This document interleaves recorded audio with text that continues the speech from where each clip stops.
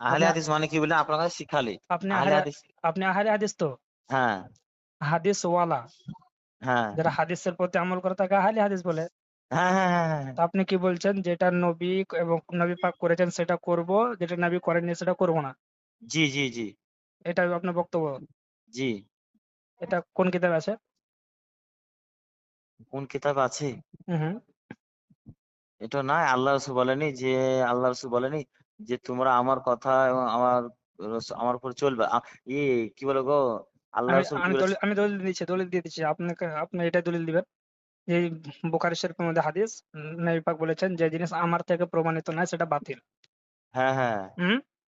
হ্যাঁ, এর কোথায় বলি, দাঁড়ান দাঁড়ান, আপনাকে শিখালি বুঝলেন, অসুবিধা নাই, আমরা দুজনাই শিক্ষা অর্জন করবো। আমি আপনাদের দলিল দিবেন যে এভাবে দলিল এটাই। তো শুনেন শুনেন, আপনাদের।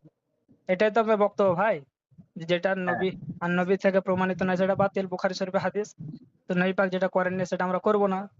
জি, জি, জি, তো নবী পাক থেকে সহি সনদে,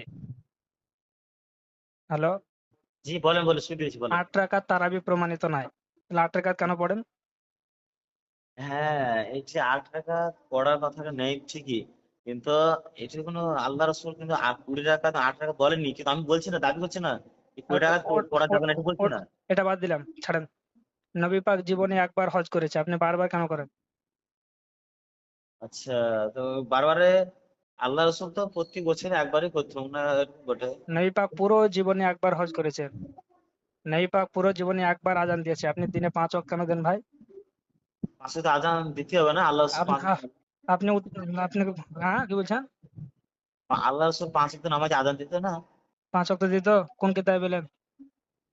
তো আপনাদের তো মসজিদে দিয়ে 5 ওয়াক্ত হ্যাঁ, আজান দিতে। নবী পাক জীবনে একবার আজান দিয়েছে। আরে আমি তো শুননি, আমি তো, আমার বক্তব্য হচ্ছে নবী যেটা করেননি সেটাও আমি করব।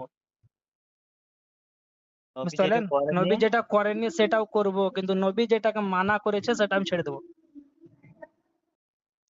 বুঝলেন দাদা? আচ্ছা, আ- শুনেন আ- ভাই। শুনেন, আপনাকে আমি বললাম হজের কথা, আপনি এটাই হয়তো দলিল দিবেন, আপনাকে দিয়ে দিচ্ছি আমি। আপনি বলবেন নবী পাক হজ একবার করেছে কিন্তু বারবার করার অনুমতি দিয়েছেন।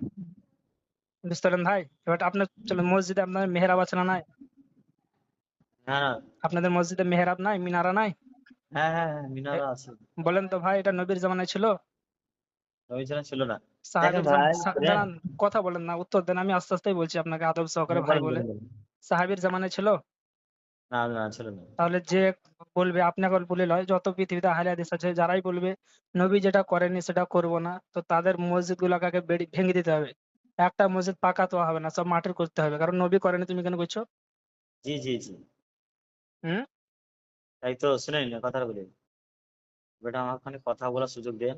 হ্যাঁ বলেন। বিদাত, বিদাত কাকে বলে? যে নতুন পৃথিবী, ইসলামের মধ্যে নতুন সৃষ্টি করা হয়েছে বিদাত, তাই হুম। না ভাই? দাদা আপনার একটা কথা বলবো আমি। বলেন। আমার বাড়ি কিন্তু খামেরডা, হ্যাঁ, বিসিয়া থেকে ও, কাছে। হ্যাঁ, হ্যাঁ, তো তো আমি শুনুন শুনুন, আমি স্ত্রীরা জামাই বুঝলেন। স্ত্রী, হ্যাঁ আলহামদুলিল্লাহ। তো আমি আমি চাই যে, যদি আমি ভুল পথে, আমি জান্নাত চাই, বুঝলেন? হ্যাঁ, আমি চাই আমি দেখবেন জান্নাত। খামেরটা, শুনে তা শুনে আপনিও চাই, আপনিও আমাকে ফোন করেছেন কি নয় তো জানি না। যদি আপনি ফোন বুঝার করেছিল একটি কারোর বুঝার জন্য। বুঝার জন্য যদি ফোন করেন তো আপনাকে শুক্রিয়া ভাই। না, না, আমি ফোন করার উদ্দেশ্য হচ্ছে কি, আপনি যে দলিল দিয়েছিলেন, হ্যাঁ, কিন্তু দলিলটা বাই করছি তখন একটু বুঝতেছি না। আমি বাংলা ওই জন্য বুখারী, বাংলা বই থেকে বাই করছেন নাকি? আমি একটা অ্যাপ আছে, কোরআনে অ্যাপ আছে, তো অ্যাপে মানাটা দেখছি। হুম। অতটা আপনাদের মতো অতটা ই না যে দলিল দিলে আপনি আপনি বলবেন আপনাদের সই যারা যোগ্য আলিম আছে কিনা, হ্যাঁ, বড় বড় আলিম, পেজ নাম্বার গুলা বলি, যে মানে কিন্তু পেজ নাম্বার বাংলাদেশের প্রিন্ট আলাদা, লাহোর পাকিস্তানের প্রিন্ট আলাদা, লেবানন ভারতের প্রিন্ট আলাদা, ইসলামিক ফাউন্ডেশনের প্রিন্ট আলাদা, এই অনুযায়ী পেজ আলাদা আলাদা হয়, বুঝলেন? আচ্ছা, তো আচ্ছা, আপনি অরিজিনাল বইগুলো যেগুলো আমি নাম করেছি ওই বইগুলো খুলবেন, এই আয়াত 106 নম্বর আয়াতের তাফসিরটা আপনি দেখবেন। যদি কোনো সময় আপনার টাইম হয় বা আপনাদের যারা বড় বড় আলিম তাদের সঙ্গে হ্যাঁ। যোগাযোগ করবেন। কিন্তু ভাই যে আপনি এটা খেয়াল রাখবেন যে বিদাত হচ্ছে নতুন সৃষ্টি করা, ইসলামের মধ্যে নতুন সৃষ্টি করা। হুম। যে আপনাদের বাড়িটা নতুন আছে, আপনাদের শুনেন দাদা দেখবেন। শুনেন, আমি এখন পড়তে বসবো না, হ্যাঁ, তো আপনি যদি হয়তো সামনাসামনি একদিন বসেন। সামনাসামনি বসে দরকার নাই, আমার হ্যাঁ, খামেরটা বিছায় বাড়ি বুঝলেন তো। তো আনামতকে জিজ্ঞেস আমি ওইটা করলে। আপনাকে ডেট দিচ্ছি, তো সামনাসামনি বসলে একটু ভালো হয়, হ্যাঁ, বুঝলেন? ওই কিতাব হ্যাঁ, বাংলা শুনেন। বই থেকে চলবে না, বুঝলেন? অরিজিনাল হ্যাঁ, হাদিস কোরআন ডাকা হবে, আরবি পড়ি তর্জমা করে মানে করবেন। যদি আপনি যদি সঠিক হন তো আপনার দলে আমি চলে যাব, আর আমি যদি সঠিক হয় আমার দলে চলে আসবেন আপনি। অবশ্যই, বুঝতে কিন্তু পারলেন? আমরা কি আর এখানে, আমি যতগুলো কথা বলি বক্তব্যের মধ্যে আপনি শুনবেন ফেসবুকের মধ্যে, শোনার পরে আপনার আলহামদুলিল্লাহ যতগুলো দলিল নেবেন আমি বিনা মোতালাতে কোনো কথা বলি না, ভালো করে রিসার্চ করে বক্তব্য দিই। আচ্ছা আচ্ছা আমিও দিই তাহলে, অসুবিধা নাই। হুম, এটা দেখেন সূরা হজ 12 নম্বর আয়াতে কি বলছে, হুম। ইয়াদউ মিন দুনিল্লাহি মা লা ইয়াযুররুহু ওয়া মা লা ইয়ানফাউহু যালিকা হুয়া যালালুল বাঈদ। এখানে কি বলছে আল্লাহ, যে আল্লাহর পরিবর্তে অন্যজনকে কোন ব্যক্তিকে নিয়ে আসা হয়, সেই ব্যক্তি কোনো উপকার করতে পারবে না, কোনো ক্ষতি করতেও পারবে না, তাই না ভাই? আরে বলেন, সূরা আল হাজর সূরা হজ 12 নম্বর আয়াত। 12 না 72? আর 12, 1-2 হ্যাঁ। এই মানেটা কি বুঝি দেখেন তো, যে আল্লাহর পরিবর্তে এমন কিছু ডাকা হয়, সে হুম। ব্যক্তি কোনো উপকার করতে পারবে না, কোনো ক্ষতি করতে পারবে না। আল্লাহ ব্যক্তিতে যদি কাউকে ডাকা হয়, আল্লাহর পরিবর্তে মানে আল্লাহ বাদ দিয়ে যে অন্য ব্যক্তিকে ডাকা হয়, হ্যাঁ, মূর্তিকে বা কোনো শক্তিশালী হ্যাঁ, মানুষকে, হ্যাঁ, যেমন, হ্যাঁ, এটা মূর্তির ব্যাপারে আয়াত, বুঝতে পারছি, বলেন। হ্যাঁ। তো এই যে আজ বর্তমান মানুষ নিজে, আজ মানুষ কি করছে, মাজার যাচ্ছে, সেখানে পাথর এখানে ফুল চড়াচ্ছি, সেখানে হুম, সেজদা করছে। হুম। এখানে আল্লাহ কি আচ্ছা বলছে, ভাই, সুন্নিদের কোন আলেম বলেছে যে মাজারে সেজদা করতে হবে? সেজদা আ- করা আ- যাবে না তো। আমরা তো বলি যে মাজারে সেজদা করা হারাম, মাজারে রুকু করা যাবে না, মাজারে তাওয়াফ করা যাবে না। মাজারের আদাব হলো ভাই তাহলে, মাজারে চুম্বন না এই দেওয়া শোনো ভাই, উত্তম, 4 হাত দূর শোনো ভাই, থেকে জিয়ারতটা করবে তারপর আসবে। তা আমি যেমন বিরোধিতা করছি, অনেকে সেজদা করে দিচ্ছে, তো আপনিও বিরোধিতা করুন, আপনিও বলুন যে মাজার সেজদা করা হারাম। হ্যাঁ এর বিপক্ষে তো আমিও।